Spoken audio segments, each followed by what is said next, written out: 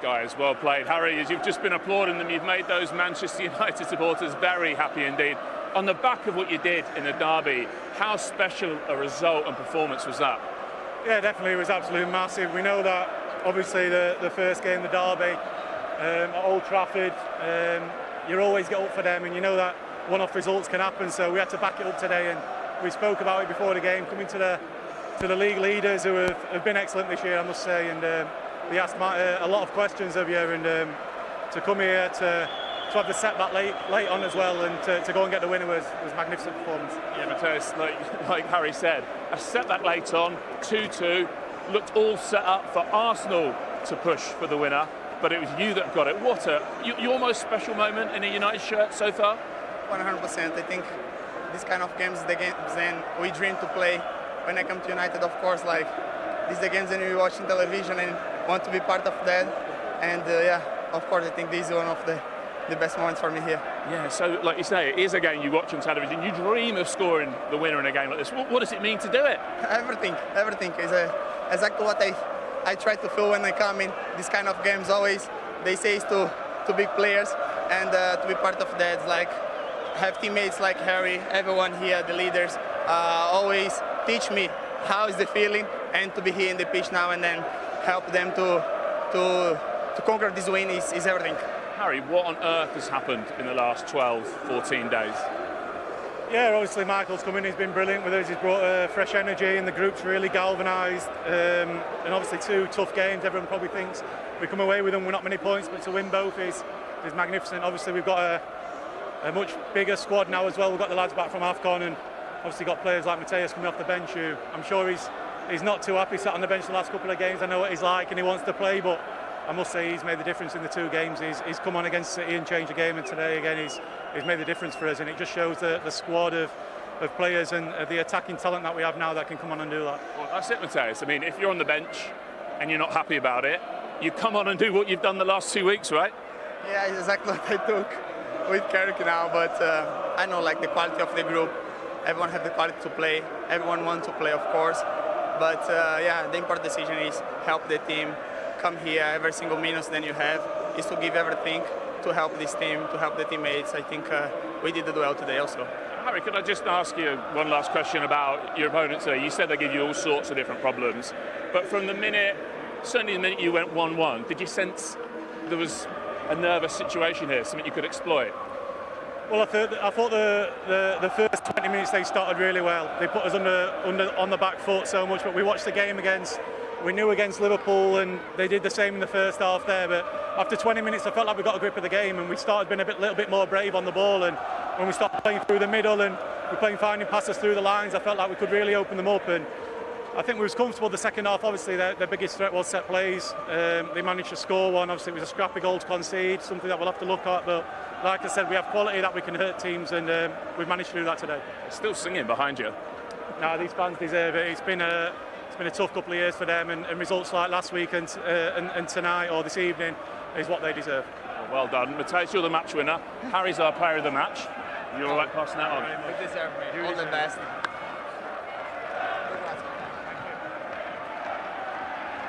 But yet again, lots of contenders for the player of the match in that Manchester United team, and Harry Maguire, what a renaissance from him as well. Back in the side last week after a 10-game absence, kept out Manchester City, and he's managed to help his team get over the line here against Arsenal. And what credit then goes to Michael Carrick? Because it does, in the last 2 weeks, look like a team transformed. Yeah, it does, obviously, and Harry makes a good point. They've got a lot of their players are back now. There's a full group. They've got full weeks together. There's no other distractions. They can focus on the league form, and they're producing. But as we know, you win 1-2 games for Man United, fantastic. Particularly to beat City and to come to Arsenal where... But I felt United would get a result today. I was thinking maybe more of a draw, but I always felt United would turn up, and they've got enough quality players. But they get that, they've got momentum now into their season, and all of a sudden you're looking at United and you're thinking, great chance of top 4. 1 or 2 months ago you're saying, no, I don't think they'll do it. But now if they play with that confidence and belief, then you give the manager credit, and you give his staff credit, and the players are turning up. Simple as that. Would you give it Carrick then, now, Roy? Job? No, you're being silly now. No, no, serious. No, would you give him the job? He's had 2 great performances. Yeah, 2 great performances, but anybody can win 2 games. It's what he does at the end of the season. And even if they do get into fourth, I still wouldn't be convinced he's the man for the job. Absolutely not. I still think they need a bigger and better manager. But he's got the opportunity. What a chance it is for him. And you know what? He's taking it. So, fair play to him. Micah, we're here till 8 o'clock. We've got all that time to get into the weeds of Manchester United's future. But in terms of Arsenal, Patrick, what does this defeat do to their title challenge now? They're still 4 points clear. They're still 4 points clear, but there's still some question about the mental strength of the team. I think that performance will be really disappointed because it's not the fact that they lose the game, but it's the way they lose the game. I think there was a lack of creativity. They didn't create enough. I think Saka on the right or Trossard on the left-hand side didn't produce enough to really create danger for United. So they will be, I think, in this situation, a leader to lift the spirit of the team. There will be this momentum where we will need somebody to make them understand that when they are on the field, they have to play. I think this is a team who are full of quality, and to play with more energy and to take more risk because they've got the quality.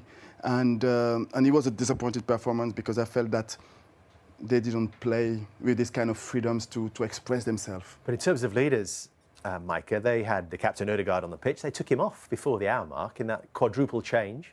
Yeah, but you lead in different ways, don't you? He leads on the field in terms of his creativity. Didn't really get into the game today. I think Patrick raises a good point in terms of that psychological battle, knowing that you want to win today. You win today, it puts you in good stead. And then it's against United. OK, they had a good result last week, but can you get over the line? There was a lack of urgency, a lack of energy, and a lack of someone who wanted to take the game to United, to get on the ball and make something happen. And that was the worrying thing. When you got Saka on the pitch, when you got Trossard on the pitch, Jesus had talked him up before the game, and he wanted one of those players to step up in the big games. And today, they went missing. Do you know what that's called? It's pressure. Pressure's on Arsenal today. You see the other results, and they're in a great position. They've got everything going for them. They're doing really well in all the competitions, etc. And that's pressure. They're feeling the pressure. It's how they deal with it over the next month or two. That's what's cost them over the last few years when they've gotten themselves in good positions. And the sign over the last few weeks, now we're going back to the Liverpool game, the Forest game, and today, losing that momentum. If you step back, they'll have to have a reset and still step back and go, we're still in a great position. We've got to get our momentum back, and that almost a little bit of confidence. I can't believe they don't look like a confident team where they are in the league and what they're doing in the other competitions. You'd almost have to sit in the dressing room and go, what's up with everybody? Play the game. They're obviously playing the occasion. They started getting a bit of joy when they were throwing the subs on and they were gambling, they were playing maybe off the cuff. You're thinking, OK, they got back to 2-2, and for a brilliant goal, they might have got a draw. So they've got to get back to basics and start embracing this challenge instead of being frightened of it. Put a plan into place at somewhere like the Emirates, isn't it? Yeah, everything's got to be perfect. But it does sharpen your focus. You know, your 3 shots. I don't think it's a coincidence. You know, you don't get many chances when you go into places like the Emirates. Arsenal didn't defend horrifically at all. I mean, 2 unbelievable goals. Obviously, they will think they can avoid the first goal. But it's just amazing, isn't it? You know, when you sit in this seat, or Michael Carrick, or the play, sometimes you just don't know. It's just that confidence, that new belief, that something, and we can't quantify it. But having confidence as a player, having that belief again, it turns you into Superman. I mean, it's quite incredible. As I say, you can't quantify it, you can't say how or why it comes, but as soon as you start feeling it again. And we've just seen in 2 games, Manchester United have put in 2 unbelievable performances. I actually thought they played better against Manchester City last week.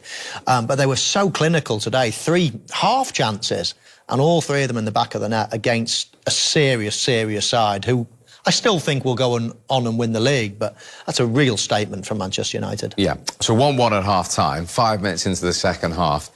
A player who, until Boxing Day, had never scored in his Manchester United career, now has 3 and 6. Will he score a better one in his career? No. That's why his teammates were doing that one too. I mean, and you know what? You need a little bit of luck sometimes in football. Takes a bit of a... Bruno takes a bad touch. Dorgu misses it. If it bounces up to him, and the strike is so pure And sometimes on that volley, it just needs to sit up to you. I love this. Great little 1-2 initially, but Bruno takes a baggy touch, volleys it into the deck, misses it, and smashes it top bin. What a finish. I mean, honestly, he's absolutely on fire at the moment. It's amazing. Both goals here, you know, wide player coming inside, and we just saw the two wide players there, Saliba and Timber. They got distracted by, in this situation, it was Luke Shaw making a run down the left-hand side, and it just gave Dorgu the chance to come inside unmarked, and exactly the same happened for the third goal with Cunha, which we'll obviously go on to see.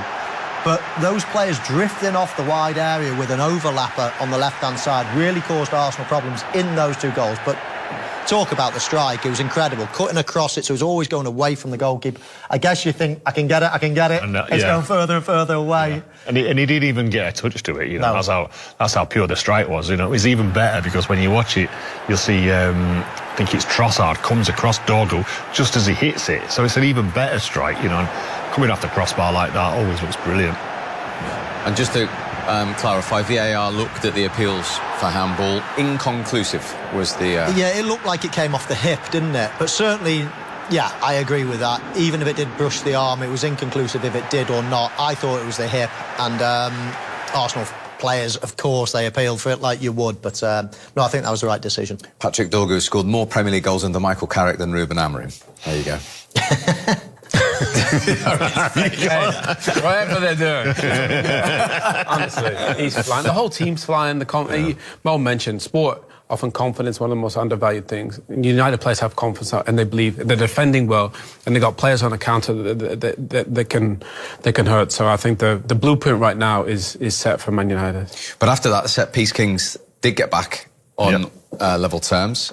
Joint most goals from corners. We know how dangerous they are, and they did it again. Yeah, they did, you know, and it's, you know, they practice them day in, day out at the training ground, but it's all about blocking the goalkeeper and then getting up the knockdowns, and that's exactly what they do, you know. And if you watch, I think it's Saliba on Layman's, he pushes one of the Man United players into him.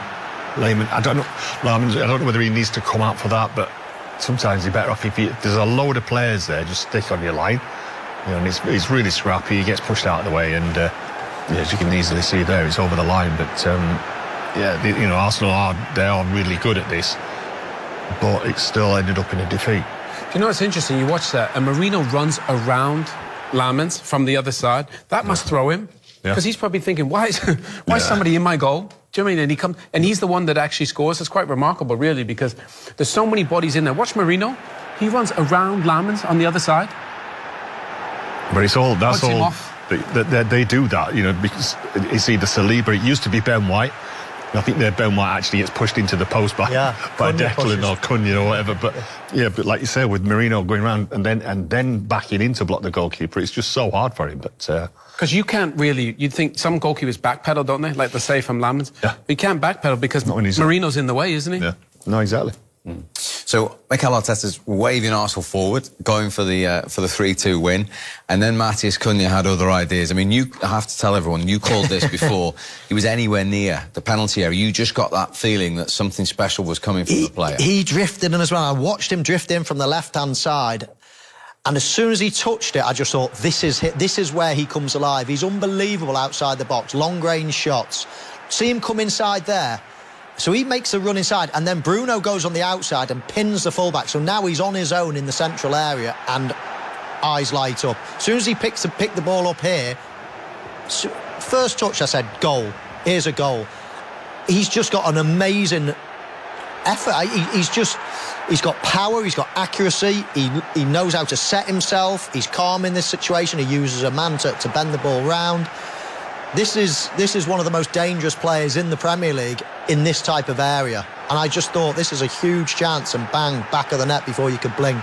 Incredible. I think this lad's a serious player. Yes, you know, he's a bit of a maverick. He could probably frustrate at times, but I think he's got pace, he's got a lovely touch, he can score goals.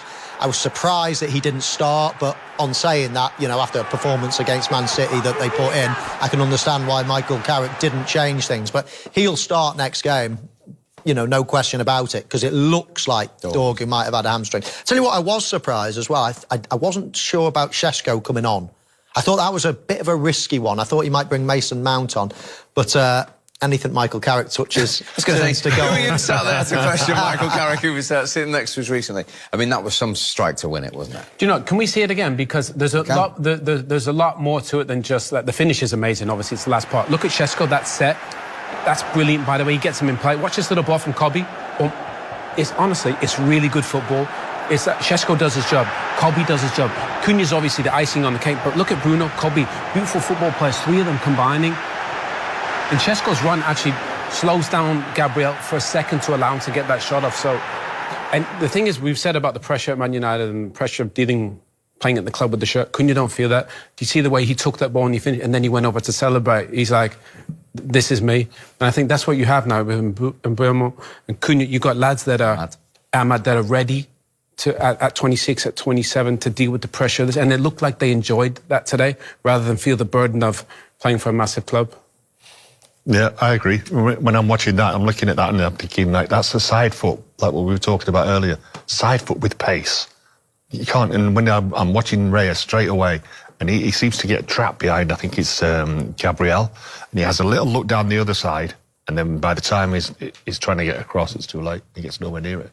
OK, let's get some Arsenal reaction now. Here is their captain, Martin Ødegaard. Got all that time to get into the weeds of Manchester United's future. But in terms of Arsenal, Patrick, what does this defeat do to their title challenge now? They're still 4 points clear. They're still 4 points clear, but there's still some question about the mental strength of the team.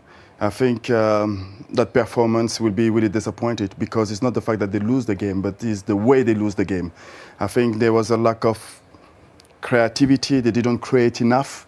I think Saka on the right or Trossard on the left-hand side didn't produce enough to really create danger for United.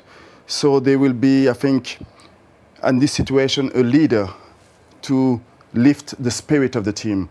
There will be this momentum where we will need somebody to make them understand that when they are on the field, they have to play. I think this is a team who are full of quality, and to play with more energy and to take more risk because they've got the quality.